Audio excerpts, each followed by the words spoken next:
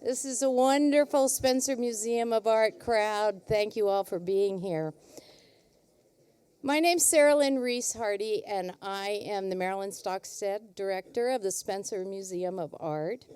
And it is really my pleasure to welcome students, friends, colleagues, people from all over the world to the museum tonight. Big Botany, Conversations with the Plant World. I welcome you to that and to the keynote lecture of the Big Botany Interdisciplinary Symposium. So welcome to the museum, alive with plants and people. Welcome into this life-enhancing and life-sustaining exhibition. Hold that thought. And may this be only a beginning welcome for all the vibrant programs that you will begin to see unfolding from the exhibition. I have a few thank yous. They won't be long. My first one is to the University of Kansas. Is Stuart Day here?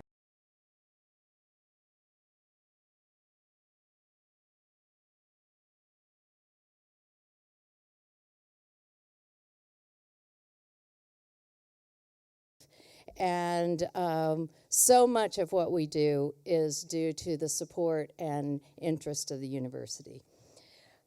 We have lots of funders.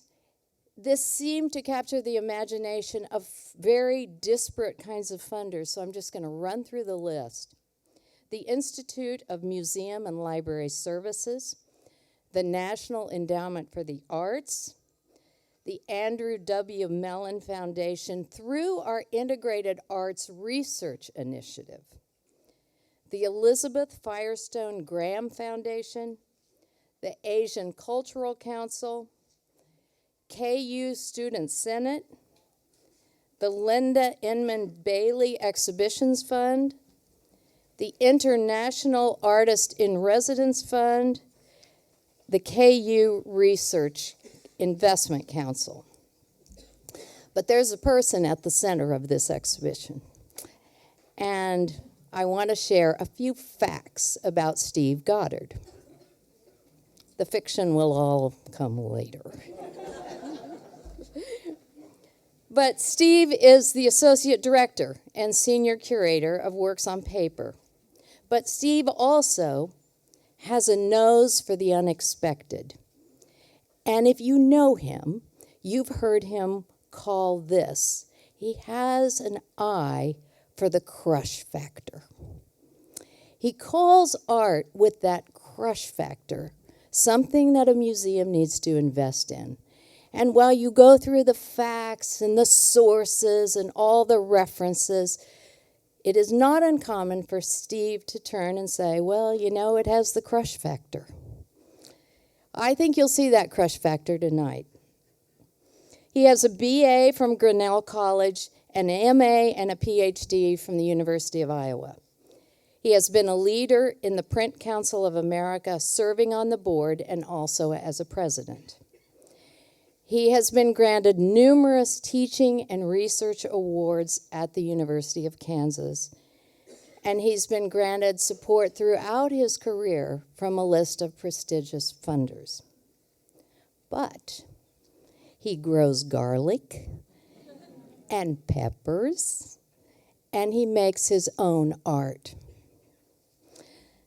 Some of you have watched Steve develop a host of domain-crossing exhibitions at the Spencer Museum, from Cryptograph, an exhibition for Alan Turing, to trees and other ramifications.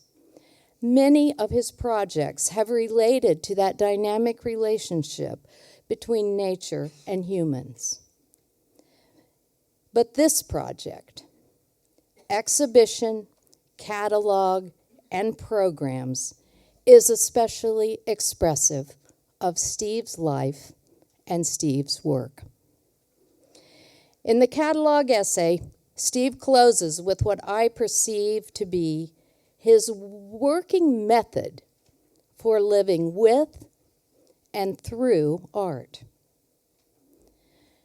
Steve labors towards something worthy and valuable, full of meaning. He says, Well, we can all work harder toward greater respect, appreciation, and understanding of the critical role that plants play in sustaining the life of Earth. I'm so pleased to introduce our colleague, Dr. Stephen H. Goddard.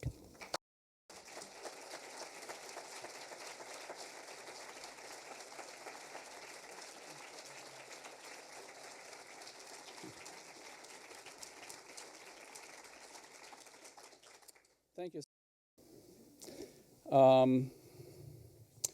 Great to see such a wonderful crowd, and it wouldn't be a Goddard introduction without a big sheet of paper to hang on to, so let me just get on with it and start by saying that it's remarkable that we're all here in an art museum to celebrate plant life and to think about the long history and challenging future of our intertwined relationships with plants.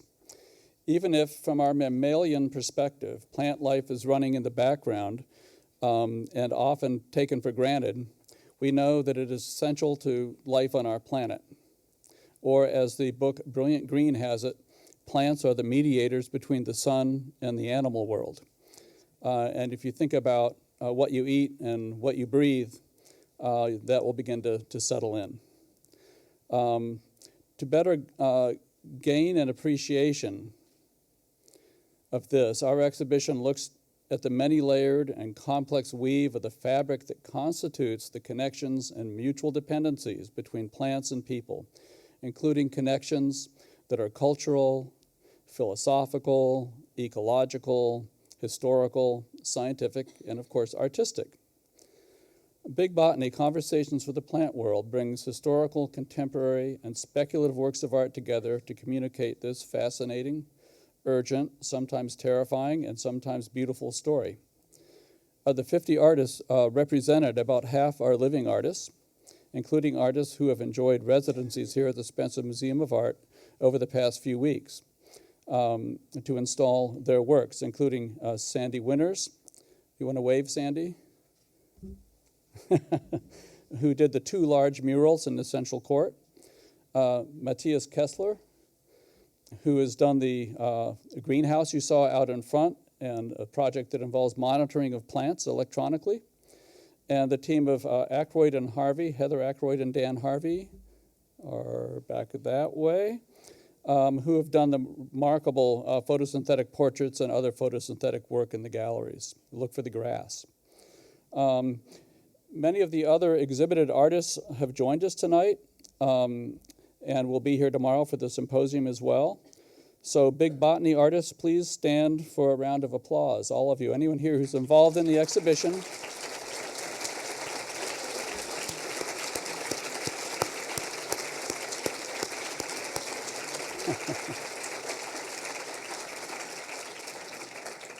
And I'll add that they're wearing special name tags, so look for name tags that are not bland, but artistic. And you can find yourself speaking to one of the artists involved with the exhibition, whether actually exhibited or not. Most of them are actually in the exhibition. So, moving on, our keynote speaker tonight will help initiate our exhibition and tomorrow's symposium. Daniel Chamovitz studied at Columbia University and Hebrew University of Jerusalem, where he received his PhD in genetics. From 1993 to 96, he carried out postdoctoral research at Yale University before accepting a faculty position at Tel Aviv University, where he served as chair of the Department of Plant Sciences. He's currently dean of the George S. Wise Faculty of Life Sciences at Tel Aviv University. Chamovitz's scientific career has been characterized by novel and field-defining research. His lab in Tel Aviv has been spearheading the study of an important protein complex and has shown that it is likely involved in a number of human diseases, including cancer. He was the founding director of the program in food security at Tel Aviv University and does pro bono consultation for governmental agencies on issues concerning food security. In addition to his numerous peer-reviewed original research articles, he has authored the popular science book, What a Plant Knows, which has been published in 14 languages, was voted top 10 in Amazon, And it is this material that he will share with us tonight. But on a personal note, we were both calculating today and realized that we first started communicating on August 8th, 2013, when I asked him to help with this exhibition that we were planning called Big Botany, which was a planning, just a working title that stuck, and asking him to participate in grant writing and supplying a letter of support and possibly being an author. And I want to thank him for sticking with us, because we had ups and downs over the intervening years when we wrote grants and didn't get them, and wrote grants and got a small one, and wrote grants and didn't get them. And then he was always willing to stay on board. When I wrote him, said, well, it looks like it's not going to fly this time, but we're applying for another grant. Would you be willing to stay on board? And he was always very enthusiastic about doing so. So a big word of thanks to Danny for sticking with us over the years and for being here tonight. Please welcome our speaker, Daniel Chamovitz.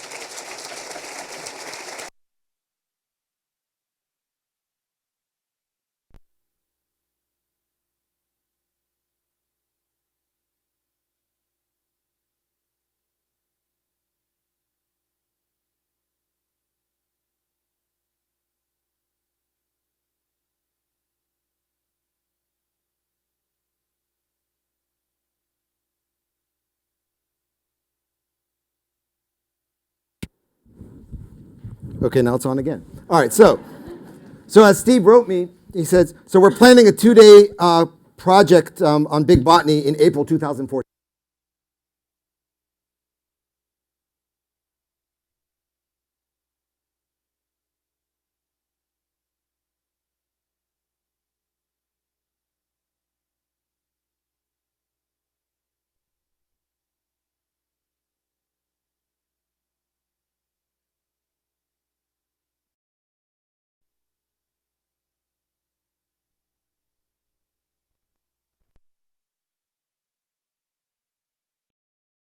Super excited right now because I just had a shot of espresso, so I need you to help me.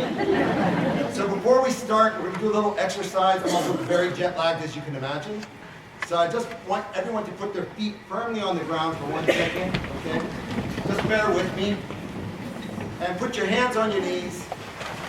Close your eyes. Don't look at the great art on the wall. And take a deep breath in and a breath out. I can already feel the tension going away, the jet lag. Another breath in, and breath out, you too, okay? And breath out. Okay, now as you're doing this breathing, why don't you just imagine something that I'm pouring concrete here. Breath in, and the concrete is going around your feet. Breath out. And the concrete is slowly solidifying around your feet. A breath in, and a breath out. And you're trying to move your feet, and you can't. Now, open your eyes for a second and think, what problems would you have? I would now run out of this room and close the doors. And you're cemented here in your seats. What would your life be like? Any ideas? What problems would you have? What would be an immediate problem? You'd be hungry, okay? You know, you could let some people maybe have something in their purse, but eventually you're going to be hungry. Other problems? Thirsty, same thing, you know. Eventually, some people always are hydrated with water near them. It's going to run out. Other problem? Elimination. Does that mean go to the bathroom? Yeah, well, it's not a problem. You're going to do it. But it might cause a problem environmentally. Other problems? Seasonal depression. Can't go anywhere. You know, when I do the same exercise to my students in Tel Aviv, they're all 21, 22. They say, what about meeting someone?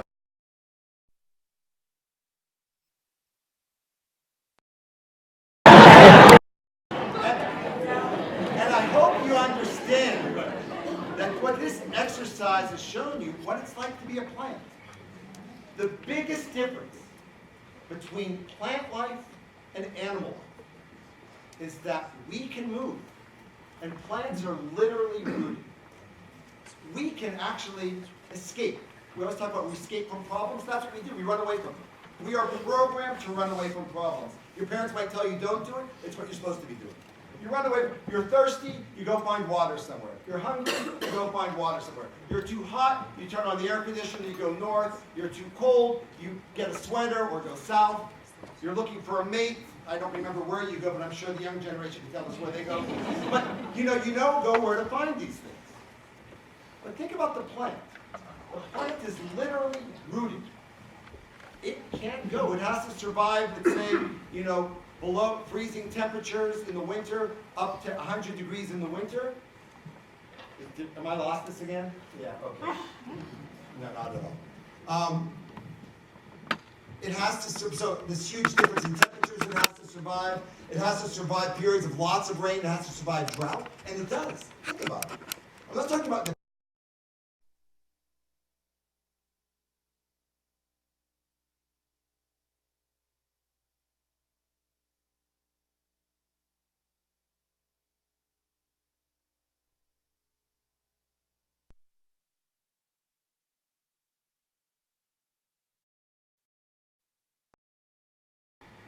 what does this plant know? So, for example, we see the sun setting. We see it come up, we see it go down. Can we say that the plant also sees the sun? You smell flowers.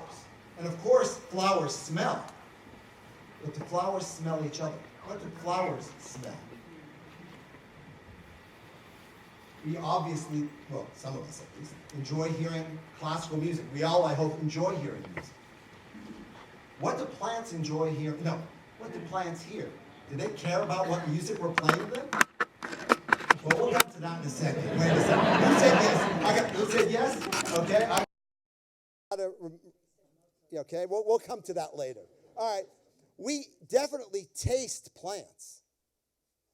I really had an excellent dinner last night with Steve. I like eating plants. But do plants have taste? Not do they have, they taste good, of course, but what do they taste? And feel the grass under bare feet. But does this grass know that you're walking on it? Does it feel us? What does a plant feel? And can I even use these words when I refer to the plant world? Oh, one other one. And we have another sense we never think about. It's a sixth sense called proprioception. This ballerina knows exactly where its arm is, where its back leg is, and it's not going to, I would fall over if I would try. But if you notice that our plants don't fall over also. They also know what the directions is. So the question is, if we look out at the forest, can we ask questions about the senses? And let's start with a very simple one. What do these trees see? Now I want to start by actually defining what I mean see. So this is the view from my office in Tel Aviv University. That's the Mediterranean Ocean. It's nice, okay?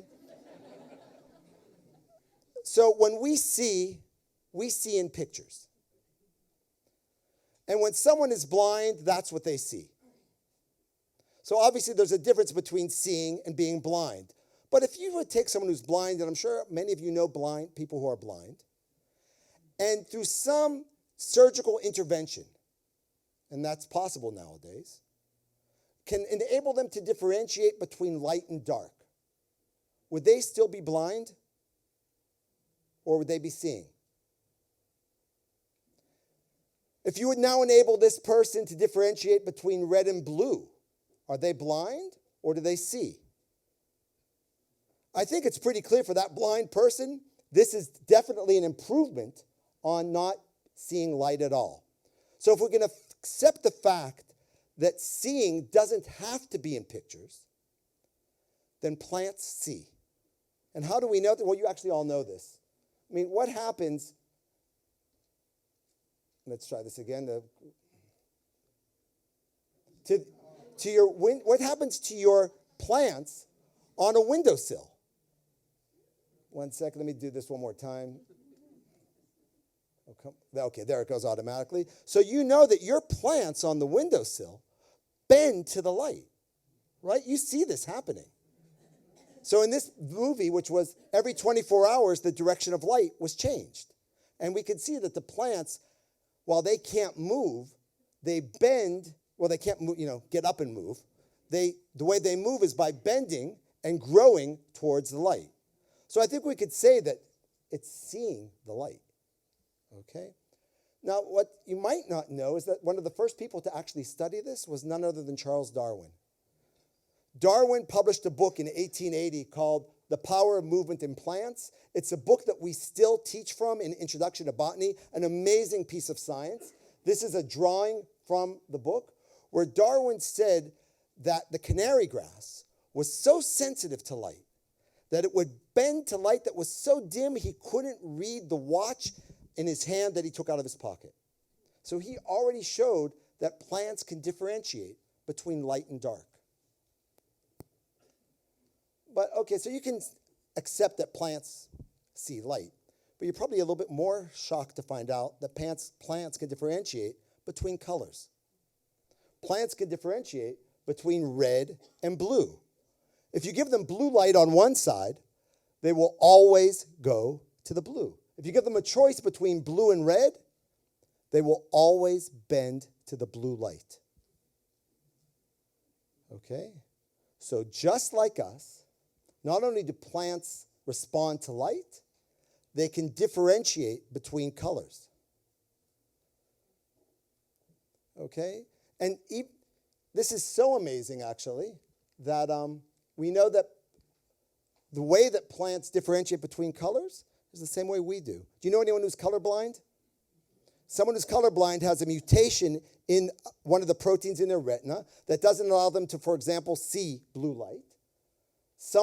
We now have plants that have a mutation in a gene that's responsible for responding to blue light.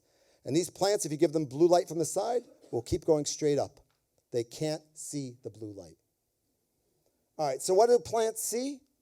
Actually, they see quite a lot. From the plant's point of view, we are visually challenged. We have 4 photoreceptors in our retinas. Plants have upwards of 13 photoreceptors. They can respond to a much wider spectrum of light, everywhere from UV light that we can't see, through the blues and the violets and the greens and the yellows and the reds and the far reds to light that we also don't see, what's called far red light. So they see a much larger spectrum. Why do plants have to be so sensitive to light? Because it's their energy. They need to know where the light is so that they can get to it to do photosynthesis. They have to be able to bend to the light, get around other trees, know how much light there is. So it makes sense that in evolution, they're much more sensitive to light than we are. They're the dogs of light, so to speak. Okay. Like a dog's nose, if you got that. So if you can accept the fact that plants can see, but the question is, what does a plant smell? Not what does a plant smell like. What does it itself smell? Now, I'm going to show you a movie in a second. Take a look. There's 2 plants in this movie. One is a tomato plant. You'll obviously see which one is the tomato plant. And one is a parasitic plant called dodder or cuscuta. It's also hops, okay? A parasitic plant doesn't do photosynthesis, and the only way that it lives and grows is it hooks itself onto another plant and sucks off the nutrients, okay? So now take a look here. That's the tomato, of course. This is the dodder. And look at its movements. Is it directional or is it actually going in one direction? Okay, notice. Let's look at this one again. I like this movie so we can see it again. So it starts off in a big circle, but you'll notice it's starting to bend. Its circle is getting closer and closer and closer towards the tomato until it reaches it, then starts growing around, and now the tomato's not going to be so happy, but the dodder's going to be very happy. So how does the dodder, the cuscuta, find the tomato? So one of the first hypothesis was that it actually smells it. Now what's smelling? It's a chemical given off in the air that we, receive in our nose. So the scientist who was at that time at Penn State University, did the following simple experiment. I just want to show this experiment because it's so simple. You don't really need huge technology as long as your hypothesis is right. Okay, her hypothesis was that the tomato gives off something into the air. So what we have here is 3 boxes that are connected by air pipes. In this box, a tomato plant. In this box, an empty pot just with soil as a control. And in this one, there are seeds of the cuscuta, or the dodder, and it always grows towards the air of the tomato. In the next experiment, what she did is she took the leaves of the tomato plant and made a perfume out of it, okay? Made an extract out of it, and she sprayed it onto a piece of cotton. And when she did that, the cuscuta, the daughter, grew in the same direction as the smell of the plant without the plant. Now what comes to what I think is the best question, or the most interesting one. Does cuscuta like tomato? Or does it like chlorophyll? Does it like anything green? In other words, not only does it smell, does it have does it have taste? Does it have preferences? Now, so here's the experiment. So, put another plant. What they did is they used wheatgrass, okay, an empty pot and wheatgrass. Has anyone here ever drunk wheatgrass juice? It's supposed to get rid of cholesterol. My wife had me drinking it every morning for a few weeks. What does it taste like? Who has ever drunk it? You drink it and you want to say moo, right? It's awful. It's really bad. Now, this is a true experiment. When given the choice between an empty pot and wheatgrass, the cuscuta would rather die.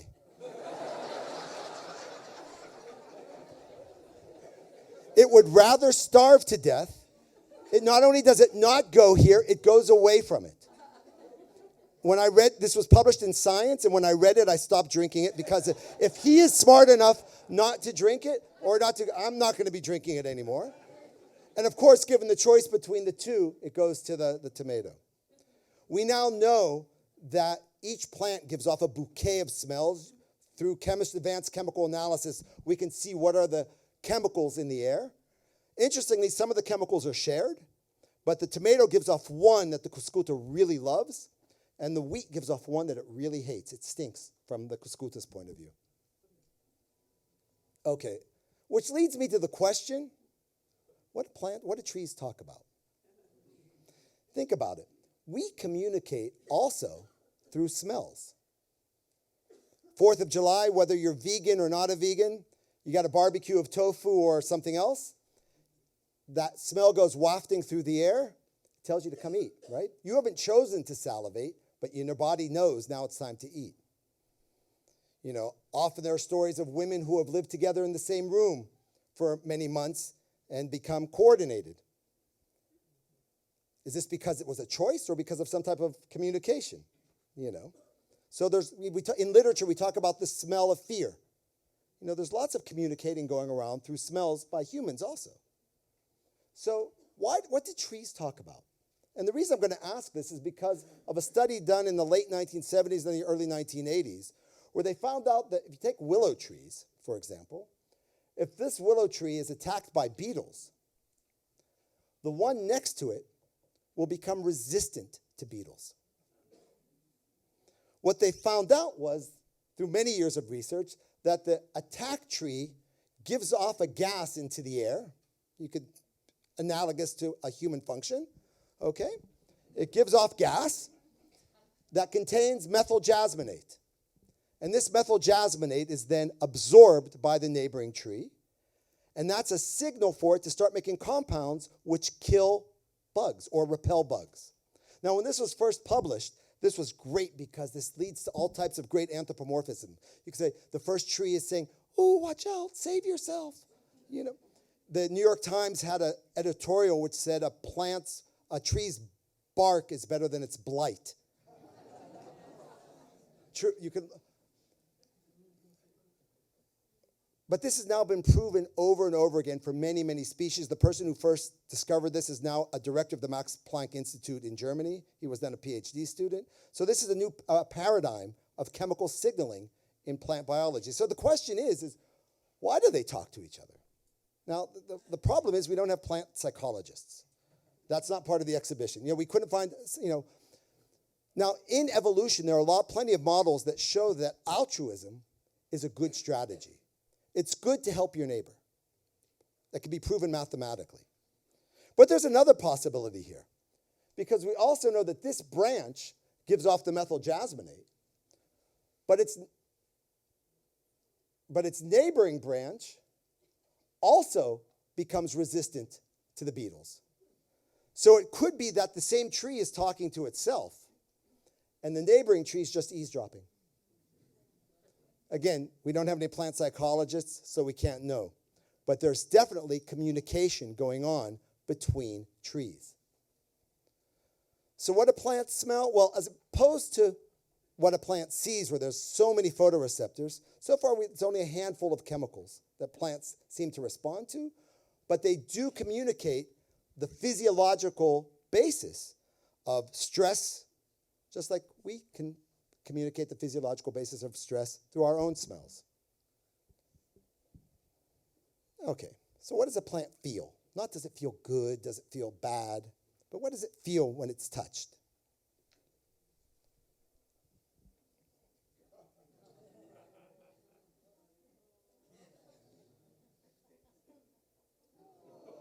Oh, wait a second, I gotta ask you, wait a second. Why do you not care about the fly? This is a living creature, and this little newt is all, you have no trouble killing, the plant needs this protein. It deserves to eat. But notice though, it's actually very interesting. Not only does the Venus flytrap know that it's being touched, it waits till it's right in the middle, and then it knows when to close. Think of yourself when a mosquito falls on you. You know, you get an electrical signal that goes to your brain, goes to your other hand, you go like this, and you usually miss, right? But the Venus flytrap, it's actually the exact same thing. The fly gets to the middle, leads to an electrical signal, which goes throughout all of the leaves and closes immediately.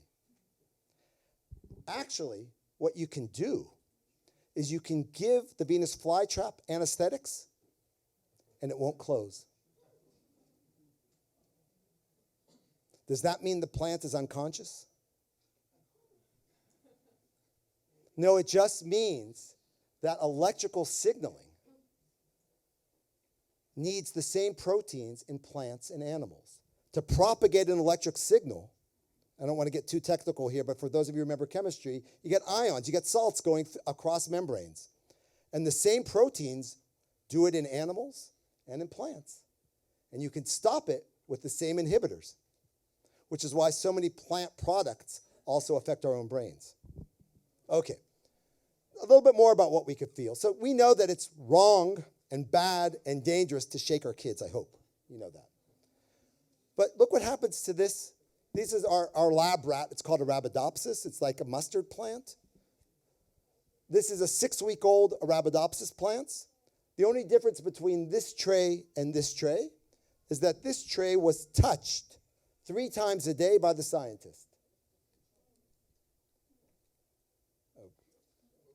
Okay? This one was touched 3 times a day by the scientist with its hand. So why should a Arabidopsis care if you touch it? Any ideas?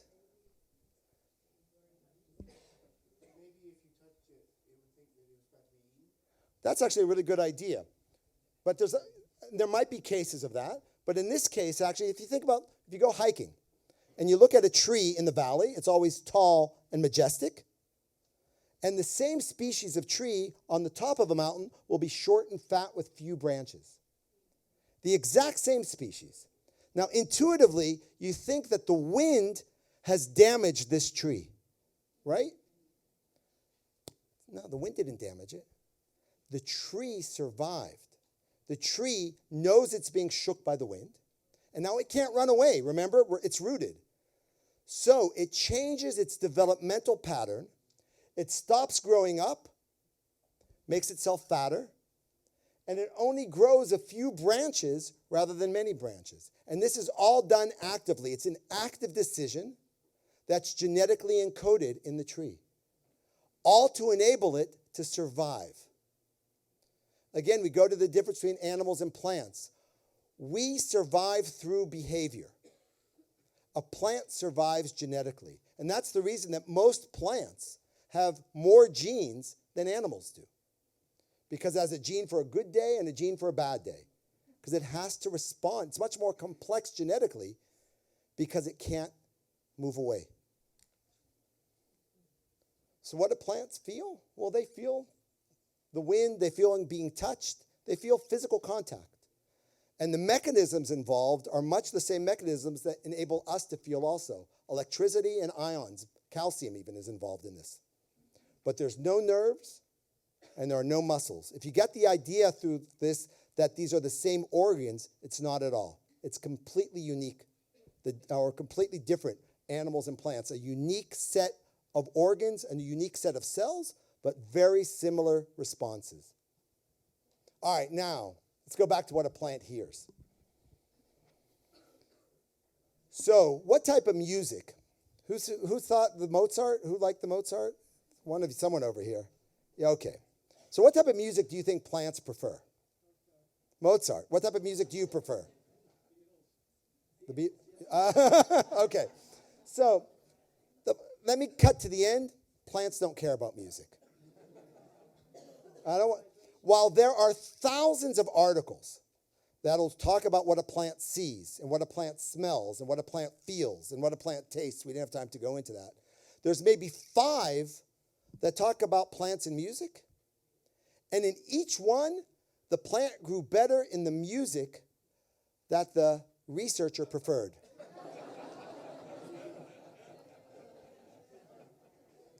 Do I think they were out to cheat us? No. I just think that we're better gardeners when we're listening to music we like. Now, the reason that these experiments have gone on so long, and that why people believe, is because of this little book here called The Sound of Music and Plants, which gives great visions of like a nun going through the Alps, singing to her plant. Published in the mid-1960s by Dorothy Redelack. And I'm not trying to short shift her here because she was actually a very interesting woman. Dorothy, this is Dorothy. She went back to school after her kids finished college in Texas, in Denver, around 1960 to get a degree in musicology. She had a science requirement. She was very socially conservative, and some of you maybe were children at that time, like me. I remember my parents thought rock and roll was the most awful thing to hit America, okay? Some of you may still believe that or remember that yourselves from when you were children. So she wanted to prove that rock and roll was dangerous for America's youth.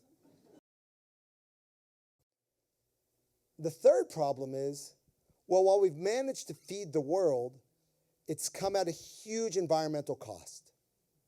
Okay? Modern agriculture is not environmentally sustainable. Now, if you give any mother or father the choice between feeding his kid or worrying about the environment, your first choice, none of you have ever been hungry. Maybe some of your parents, some of your grandparents may have known famine. But if you've never known hunger, never known somebody who was hungry, you don't know what that choice is like. So the choice will always be first to feed. So I'm not saying, no, let's not, farm, because that's morally bankrupt. But we have to find a way to feed the world in a sustainable manner. Okay. Now, we need to remember, so why is this important to you? Like I said, this is one of the 8 countries in the world that if all world trade stopped, you'd be able to feed yourselves. Well, we need to know that, food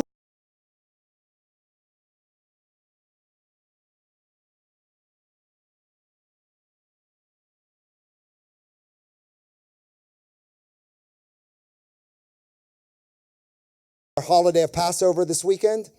Why did the Jews actually leave the land of Israel and go to Egypt? Because there was a famine in the land. And then when they came back, they had manna from heaven to feed them as they were going. Okay, that's in the Bible, So there's food security 5,000 years ago. What's happening today in Europe? These are Egyptian refugees walking across Europe trying to find a place to go. Why are they leaving Syria? It's not because of the war per se. It's because they don't have any food. They're being starved out. People migrate when they don't have food. And that affects the entire world. That affects stability, even in the developed world. I'll give you an example. Here it affects you in prices of food. We can all afford it, but when the price of food goes up. Here's a great example from, this is in Tel Aviv about 5 years ago. That's me, okay? This was a massive demonstration of well over 100,000 people. Why would we be demonstrating in Tel Aviv? Now, you can think of lots of reasons. War, the Palestinian, the whole thing. No. This was because of a 43% rise in the cost of cottage cheese. It's true. Cottage cheese was the thing that we love cottage cheese. But all the other food prices went up together with it, okay? And this rise in the cost of food prices almost brought down the government and got people out in the streets. And then they had to change the food subsidies to get them to go back down. So when people are well fed, they're very complacent. Okay, so it affects the whole world. It behooves us to have a world that is well fed. So I said I'm an optimist. Because why am I an optimist? And now this is going to be really funny to some of you. I'm an optimist because of India. Yes.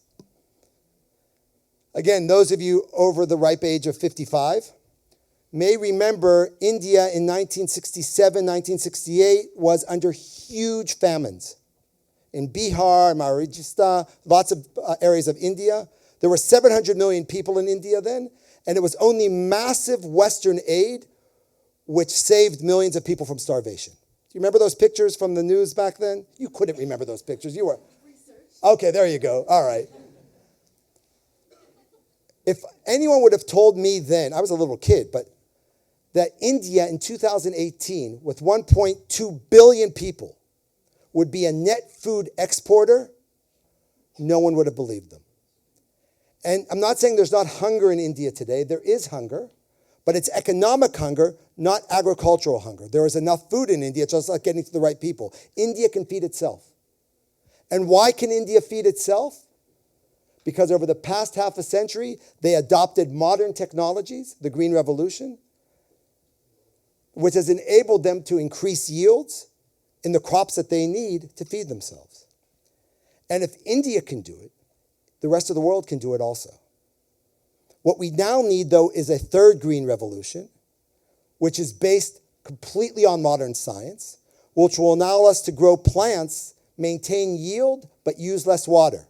We have the technology to do that, to grow plants that have a higher nutritional content per grain, to grow plants that are resistant to pests without having to use petrochemicals, or to grow plants without having to use fertilizers, so it'll be more economic or more ecologically sustainable. And we have the capability or the potential to do that. We just have to have the will. So what have we learned from this, from my work at Tel Aviv University, and also here in Kansas, around the world? First of all, there are no simple solutions. If someone's looking for a magic bullet to feed the world, it's not there. This is one of our graduate students who's working with small-scale farmers in Nepal. You need to be on the ground to see what the needs are. You need to be talking to the farmers. Can't only be in the laboratories. So that's why you need partnerships are essential. We got to be working, well, Big Botany, artists and biologists, economists and industrialists and engineers. We need everyone working together at the table from the developed world and the developing world in order to find unique answers. And so we need to have a new generation of scientists and of farmers who know how to employ multidisciplinary approaches. You know, we can't define ourselves only as a geneticist or as an economist. We need biologists who understand the intricacies of international development. But we need people who are working in public policy who actually understands what genetic modification means. And I just want to close here with a quote from the former head of the FAO.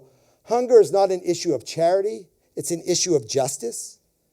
No mother or father should have to go to sleep worrying about if their kids are hungry. And if we understand how a plant senses its world, that's a necessary step to understand how to manipulate that so that we can use it in agriculture. Thanks very much.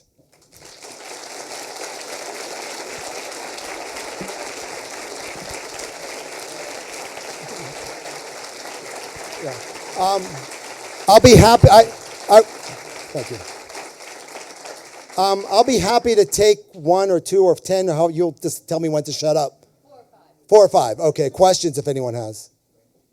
Sure. Way back there, because you don't never get the people in the back.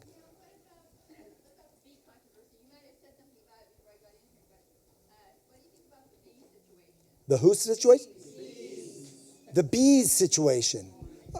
What do I think about I think it's awful. So the question is, what do I think about the bees situation? I mean, look, you know, it's part of the equation. If we lose bees, we're gonna, there's no pollination going on. We're not gonna have many fruits. I don't understand what's going on with bees. There's lots of questions on why they're disappearing from the world. We also need to understand that honeybees are a domesticated bee. They're not the wild bee that does most of the work. It's something that there are a lot of research is going into, but I'm not an expert on it. Sure. Can you talk about collaboration and conflict among plants? Collaboration and conflict among plants. I'll talk a little again. So that's a great question. And if you think about these words, collaboration and conflict, how does that fit with plants? So there are plants that the gardeners may know that work well together, and there's plants that don't. And this is actually going on mainly on the underground war. Half of the plant world we don't see. It's in the soil and going under. So there are plants that can give off a certain micronutrient that is very beneficial to its neighboring plant, and they will live symbiotically. And so, not really, they work well together. And so, but there are other plants that give off chemicals that actually will kill or repel other roots. This is where I got into talking about that there are plants. It can not only be between species, it can be within a species, differentiate between siblings and non-siblings in some plants. This is something we're just starting to get to understand what is the molecular genetic basis of it. I think it's fascinating. There was an experiment that a friend of mine did, a colleague of mine, where he just took several different types of plants, but it works with all of them, or many of them, and takes their root systems out and puts them into 2 pots. Okay? Then takes another plant, puts it also into 2 pots, one shared with the first one, then another one shared with the first one, so you have like a daisy chain of roots. Now you add salt water to the first pot. Check the 6th plant. It's responding as if it's been, yeah, I like that. Yeah, his mouth is wide open. Yeah, there has been, it's not that the salt was transferred like, from plant to plant to plant. There was a signal going that says there's encroaching drought. And so what happened, the plant closed its stomata. It's using less water. And this was just communication among the roots. Yeah. Seed dispersal is a way for plants to move. Oh, okay, yeah, you caught me on that. Yeah, all right, yeah. First of all, thank you for that. So I was a little bit too black and white here. Plants do move, and one of the ways it moves is by seed dispersal. And plants have some incredibly complex strategies for seed dispersal, for doing that. And that, you're right, that's how plants will move. Yeah. So what do plants say about being spliced, genetically modified? GMO. Wow, I was waiting for that one. All right, I need to be completely clear here on 2 things. One, before we get that, let's do an intellectual exercise. I'm going to give you a choice of 2 tomatoes to eat, okay? One is a tomato here that was made by Monsanto. And another is a wild tomato from the mountains of Peru in the Andes, like a persicum, okay? Which are you going to eat? Who's going to eat the wild one? Well, the problem is you're going to die. Because the wild tomato is poisonous. Nothing that you eat, unless you're a grazer, is natural. None of the food that you eat is natural. This big, huge red tomato, or the little cherry ones, that's not natural. It only survives because you put a stick in and it holds it up. Everything that we eat, corn, if you ever seen wild corn, you wouldn't even know that it was corn. Everything that we eat is a result of hundreds, sometimes thousands of years of human intervention, of human crosses, which led to genetic modification. And we even know which genes were changed to allow the domestication. The difference between mustard and broccoli is basically only one gene.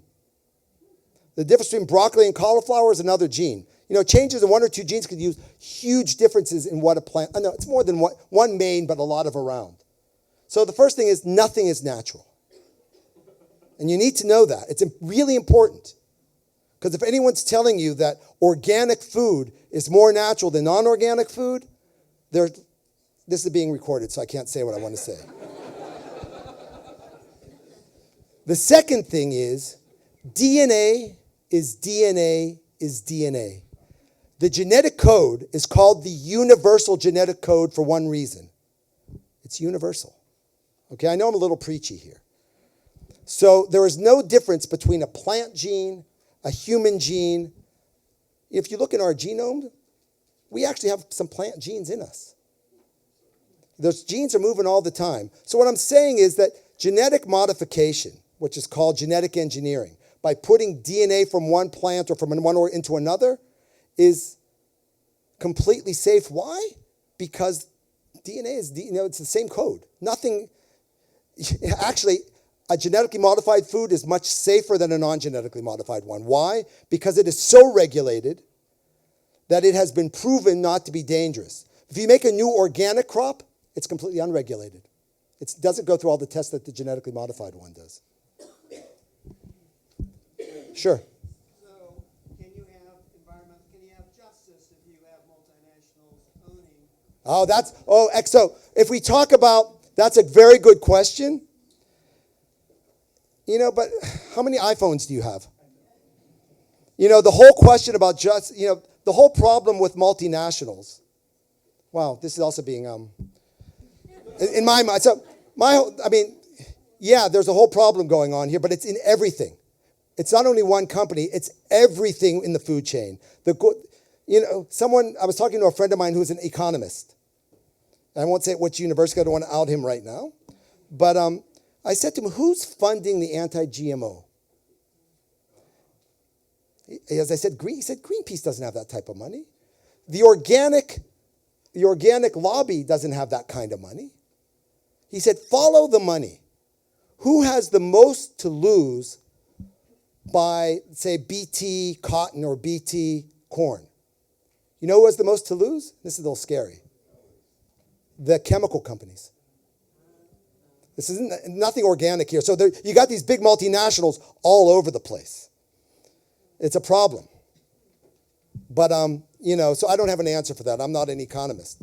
But given the choice again, if I have the choice between now I'm going to go back to the farmers. Farmers, the ones I've talked with all over the world, are incredibly practical, smart people. They want to make a buck. They want to not work as hard as they have to work. So if we talk about, for example, some patents that mean you don't have to use a pesticide. The introduction of transgenic crops into China caused the reduction of tens of millions of kilograms of organic phosphate chemicals, pesticides, that are no longer being used. Pesticides which used to go into our groundwater. So these are very complex issues which we can't distill to black and white. Multinational versus poisoning our groundwater. So it's anyone who's saying that there is a black and white answer is taking you for a spin. Now, what I'm saying, and what most people I know who are working in the field say, we need to have a full toolbox to feed the world. There is no one answer. Genetic modification is not it's not the answer for everything. But it is the answer for some things. And we need this full toolbox open. So, yeah. We're going to bring you back in 5 years. Okay, thanks. Thanks. Thank you so much. Lovely.